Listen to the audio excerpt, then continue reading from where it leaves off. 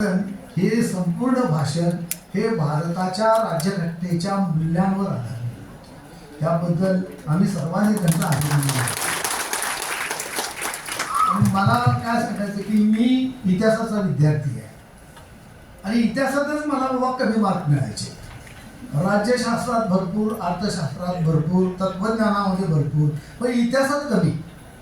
जवळजवळ नापास व्हायची पाळी यायची, पण कोणतं 35 मार्क घेऊन मला पास करायचं. पण मी शेवटी पण असं ठरवलं की इतिहासातच आपण BA करायचं, MA पण इतिहासात करायचं. मार्क कमी पडले तरी चालतील. ती का मार्क कमी पडत होती हे मी प्राध्यापक झाल्यावर मला कळालं, तोपर्यंत मला कळालंच नाही. समजा शिवाजी महाराजांनी कर्नाटकवर का स्वारी केली, तर त्याच्या 18-20 मुद्दे द्यायचे पोरं. दोनच मुद्दे आहेत. एक तर वर त्यांना जायचं नव्हतं, कारण वर औरंगजेबाची प्रचंड मोठी ताकद आणि ती आपल्याला तेवढा वेळ नव्हता, आणि खाली त्यांना जाऊन हे सगळं करता येत होतं, आणि म्हणून त्यांनी ही गोष्ट निवडली. असं जर कोणी लिहिलेलं असेल तर तो प्राध्यापक त्याला 2च मार्क द्यायचा. तो म्हटला बाकीचे मुद्दे कुठे आहेत, आणि मुद्देच इतिहासात नव्हते तर कुठनं येणार त्याच्यात. ही असली सगळी इतिहासवाल्यांचं काम आहे. इतिहासकार हा विज्ञाननिष्ठ असला पाहिजे. इतिहास हे तुकाराम महाराज वैकुंठावर गेले, त्यांना तो गरुड न्यायला आला, त्याच्यावर आज तुकारामाचा वंशज विश्वास ठेवतो. तुझी भाषणं ऐकलीत मी. म्हटलं तुम्ही काय बोलताय म्हटलं. हे तुकाराम गरुडावरून बसून जाऊ शकतो का म्हटलं. पोर्तुगीज आले, इंग्लिश आले, डच आले, सगळ्या भारतात त्यांनी नोट केलं असतं ना ते गरुडावरून बसून गेलं म्हणून. म्हणजे इतिहासाचा विद्यार्थी हा वस्तुनिष्ठ इतिहास लिहिणारा असला पाहिजे. आणि इतिहास हे शास्त्र आहे. No history no documents. आत्ता कारगिल झालं, आपलं हे सिंदूर झालं, आता याचे डॉक्युमेंट्स तयार करतील. कसं कसं काय काय छू केलं, कुठं मंत्र केला, कुठं यज्ञ केला, मग काय झालं असे लिहितील. अशी डॉक्युमेंट्स येतील आणि त्यातला एखादा विद्यार्थी घेऊन इथं पेपर वाचेल. हवा रेफरन्स. तेव्हा अमावस्या आल्यानंतर कॉलेजच्या ग्राउंडमध्ये जोपर्यंत मोटरसायकल आणि गाड्यांना मिरच्या आणि लिंबू दिसतील तोपर्यंत या देशाची कसली प्रगती होत नाही, लक्षात ठेवा. 15व्या शतकामध्ये 16व्या शतकामध्ये हे जे युरोपियन आले तिथं आता बाबांनी सांगितलं ना, तिथं ती क्रांती झाली, ती सगळ्यात महत्वाची होती. त्यांनी पोपला चॅलेंज दिलेलं होतं. आणि मग पृथ्वी गोल आहे, ती तिच्या भोवती स्वतःभोवती फिरते, सूर्य फिरत नाही. अजून आता हे पटते का भारतीयांना? हे सगळे इंजिनियर्स आणि विमान विकत घेणारे भारतासाठी, ते सुद्धा आता तिथं लिंबू मिरच्या तिथं विमानाच्या टायर खाली लावतात. हा, राफेलच की. आता या ह्याच्यामध्ये त्यांच्या विरोधात बोलायचं नाही आहे. का नाही की आमचं अकॅडमिक काम आहे. बाबा त्या पद्धतीनं बोलले, त्यांनी कुठलाही मुद्दा सोडला नाही, सगळ्या मुद्द्यावर ते बोलले. त्यामुळे मला एकच तुम्हाला सांगायचं आहे की इतिहासाला विषय खूप आहेत. भारताच्या हेरिटेज जो आहे, आमची प्रतिज्ञा आहे ना, ती प्रतिज्ञा विद्यार्थी घेतात. भारत माझा देश आहे. एखाद्या प्राध्यापकाला विचारलं की या राष्ट्राचं भारत हे नाव कोणी दिलं, ते कांटे ते सांगू शकत नाही. भारताचं नाव आमच्या देशातल्या स्वातंत्र्य चळवळीत जो आपण स्वातंत्र्य मिळवलं आणि त्याचा दस्तावेज ज्यांनी केला त्यांनी या देशाला भारत हे नाव दिलं. इंडिया दॅट इज भारत असं म्हटलेलं आहे. त्याच्या अगोदर कुठं होतं, कुठलं होतं भारताला नाव? 578 देश इथं होते आणि हे 2 भारत पाकिस्तान 580 देश झाले असते. आणि मिरजेवर जायला कोल्हापुरातनं पासपोर्ट लागला असता. कुणी काय केलं या स्वातंत्र्य लढ्या एवढा सगळ्यात मोठा हेरिटेज कुणाचा नाही आहे. महात्मा गांधी त्यांनी म्हणे या गालावर थप्पड मारली की ते हा गालू कशात वाचलंस, कुठनं आणलंस हे, आणि ते इतकं पसरवलं लोकांना. अहिंसा मिळले का घेतलं हे तत्वज्ञान? 1857चं बंड, 1818चा कायदा. भारतातल्या एकाही माणसाकडे साधा चाकू ठेवायचा सुद्धा अधिकार नव्हता. सगळं गोळा करून मोडून टाकलेलं, वितळलेलं होतं. आणि अशा वेळेला हा निशस्त्र असलेला देश, याच्यामध्ये राष्ट्रीयत्व निर्माण केल्याशिवाय आपण हा देश स्वतंत्र करू शकत नाही, याची पहिली जाणीव महात्मा गांधींना झालेली आहे. आणि म्हणून 1920 ते 1942 पर्यंत गांधींची ही वाटचाल बघितल्यावर लक्षात येतं की त्यांना 42ला लक्षात आलं की आता इंग्रजांना आपण सांगू शकतो क्विट इंडिया, भारतात राहायचं नाही अजिबात. एवढं मोठं काम आहे. आणि आम्हाला सांगितलं डू ऑर डाय. काय आपण ते सगळं विसरून गेलोय. महात्मा फुले झाले नसते तर मी टी.एस. पाटील म्हणजे तुकाराम शंकर पाटील, माझी शेरड होती, मेंढर होती, गाई होती, मसरं होती, तिथं आज राहिला असतो. मग गाडगे महाराजांना आदर्श होते हे सगळे. गाडगे महाराजांचा एवढा मोठा तत्वज्ञ नाही, पण तुकारामानंतर कोण तर गाडगे महाराज. आता हे सगळे बावा आहेत, बुवा. ते चमत्काराला काय वाटेल ते करतात. एक बुवा अंगठ्या काढायचा, एक आमच्यातला कार्यकर्ता गेला त्याच्यासमोर आणि त्याला कळालं की कोणतरी एक मोठा माणूस आलाय गाडी बिडीतनं, म्हणून त्यांनी काय केलं की हळूच अंगठ्या काढल्या आणि आमच्या समोर ठेवल्या. तर आमच्यातला तो जादूगार होता, तो म्हटला तुम्ही कशा काय काढला. त्यांना तरी विचारलं त्या बुवानी, तुम्ही हे अंगठ्या कशा काढल्या. तर तो म्हटला तू जे करतोयस तेच आम्ही करतोय, फक्त आम्ही केशवराव भोसलेमध्ये नाट्याच्या प्रयोगात तर कार्यक्रम करून, जादूचे कार्यक्रम करूनही काढते. घड्याळ काढते हातात नाही, त्याला ट्रॅक्टर काढ म्हणून सांगितलं काढत काय. जरा विचार करा. त्यामुळे historian should be with scientific attitude. आणि म्हणून ती राज्यघटनेमध्ये आमच्या सांगितले तुम्ही विद्यार्थी सायंटिफिक ॲटिट्यूडचे तयार करा. असं जर कुठं बाबा एखादं भाषण केलं की नाही की एक नाम लावलेलं उठते वा, भाषण बंद पडते, कुणी त्याला काय करत नाही काही नाही. आमच्यासारख्याला मार खायची पाहिजे. म्हणजे आता वाईट आहे परिस्थिती. भारताचं स्वातंत्र्य राखणं हे आपलं आता कर्तव्य आहे. त्यामुळं आता जात, त्या राज्यघटनेचं काय वैशिष्ट्य आहे की जी जात कधीही गेली नव्हती ती लेखणीच्या एका फटकारांनी आमच्या या सगळ्या शिल्पकारांनी जात घालवून टाकलेली आहे. तर जात आहे का. जात नाही आहे तरी सुद्धा घरात आहे, ती काढून टाका ना. कशासाठी ठेवताय. युवा नोवाल भेगादी याचं ते तुम्ही सापियन वाचा. किती प्राध्यापकांनी किती विद्यार्थ्यांनी सॅपियन वाचले. भारतातला जो प्रत्येक माणूस आहे हे जगातल्या सर्व मानव वंशाचं मिश्रण आहे. India is beautiful mixture of all races of the world. लक्षात ठेवा. तिथं काळं येते, पांढरं येते, नकटे येते, सरळ नाकाचं, कुरळ्या केसाचं, वाटेल त्या व्हरायटी इंडियामध्ये येतात, पण त्याला इंडियन म्हटलं जातं. जगात कुठेही जा लोक इंडियन इज कमिंग म्हणतात.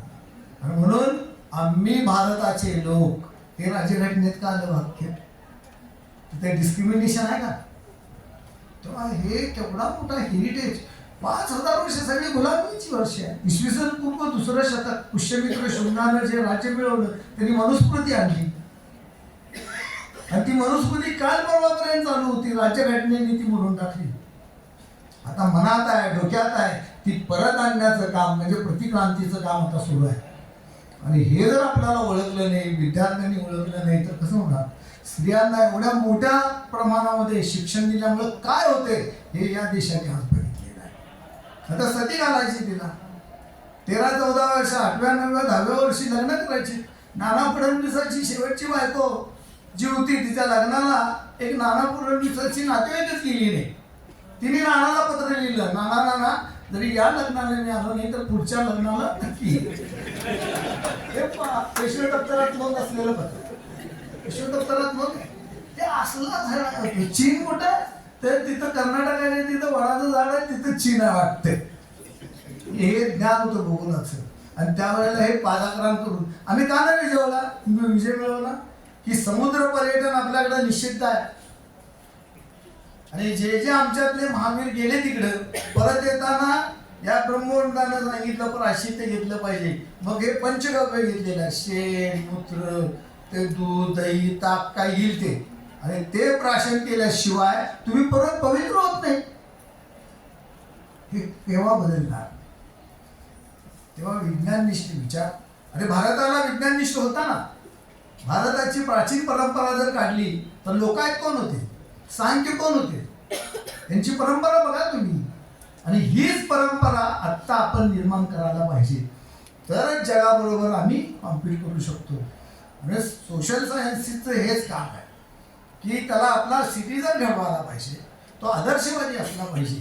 आता विरोधी पक्ष काम करतील असं मला नाही वाटत, त्यानंतर दुसरे कोणते करणारच नाही. हे आत्ता इथं सत्ता आली की ती दुसरीकडे जाते.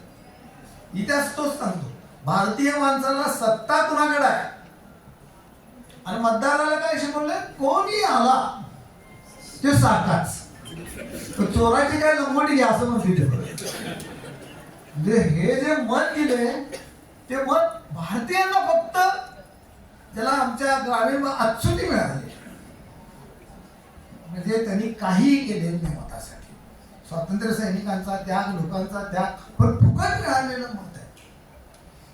ते मत कसं वापरावं हे आम्ही शिकवलेलं नाही अजून. मताला आता पैसे घेतात. आतापर्यंत मार्जिनल सोसायटीतले लोक घेत होते, कारण मी डाव्या चळवळीत काम करत असल्यामुळे मला माहिती आहे.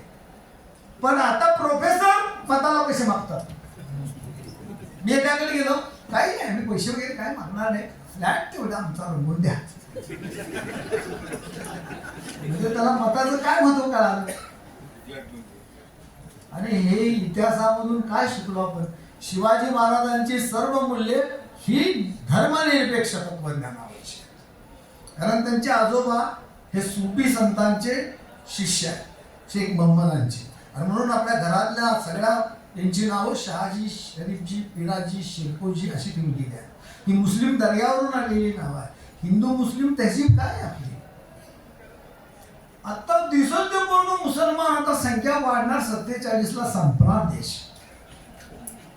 का मुसलमान कशी येईल सत्ता आहे, मुसलमान अल्पसंख्याक आहे, ते अजून 200 वर्ष त्यांनी किती खटपट केली तरी ते आपल्या संख्येबरोबर येत नाही. हे स्टॅटिस्टिकल रिपोर्ट आहे.